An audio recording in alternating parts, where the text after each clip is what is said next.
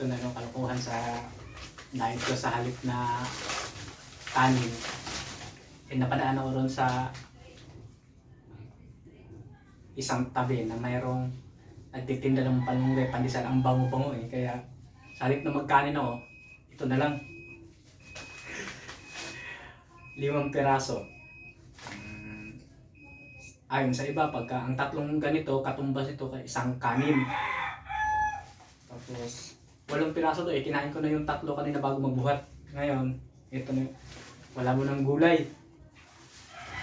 So, medyo crisis kaya tipid tayo ng kaya ganun. Saan ba? Dito ko na to. Tapos, ito na, mahiwagang kaparis ng ko, malunggay pandesal. Pakso kasi, ang bango kasi, kaya sa halip na magkanin, ito na lang. Ganun lang ka basic ang buhay.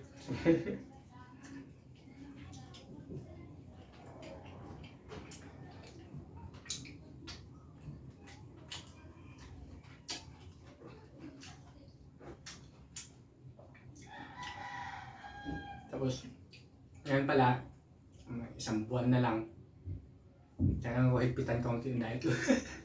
Naghigpit pa ako nito Ngayon ang nakakaroon kasi binawasan ko kaunti yung isda ko. 3, 4, balik ko sa 2. Observe ko mga 2 linggo, 3 linggo. Kung ano magiging response, pag wala, balik na naman sa kain ng 4 na pirasong isda sa maghapon.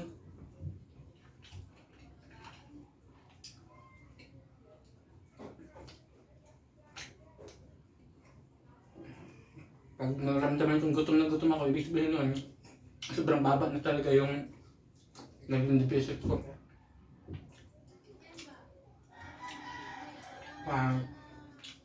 Ibig sabihin nun, nagreklamo na yung katawan mo, sabi ng katawan mo, kailangan mong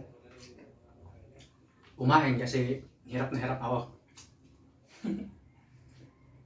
Kwento ko lang yung kwento ng mga eksperto.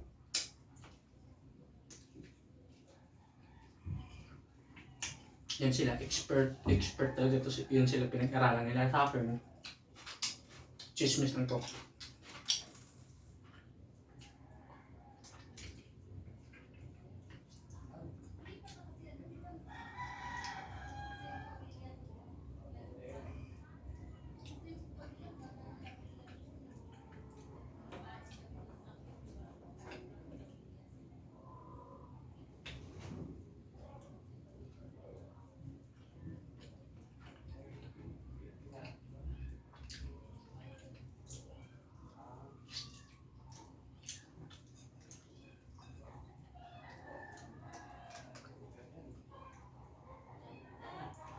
Pero pala, halos 1 kilo din pala itong bangus na to So, 180 to tapos binayaran ko 135.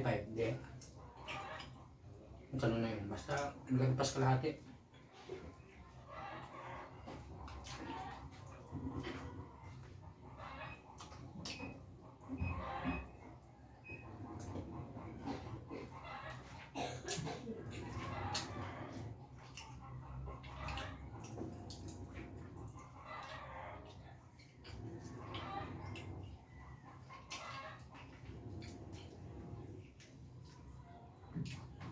Ganun lang yung diet ko. Natakam ako sa malunggay pandesal Sa halip na magkanin, hindi naman yung malunggay pandesal para malunasan yung katakaman. Batakan ba tawag term nun? Kasi pagka magpa-English kasi, pag sumablay, maraming punay. Gano'n.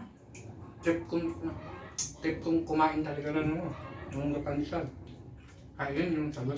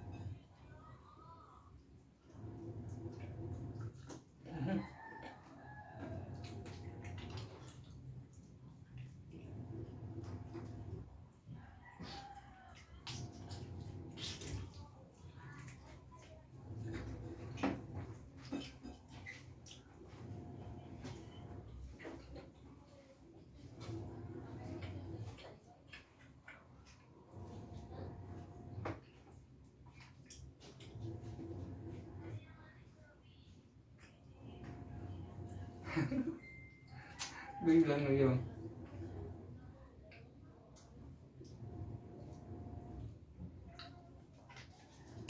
Parang kulang. Pero kailangan magtiis. Ganun na yun, ganun lang ka basic yun. Parang kulang, pero kailangan magtiis. Bawi na lang tayo pagkatapos ng lahat.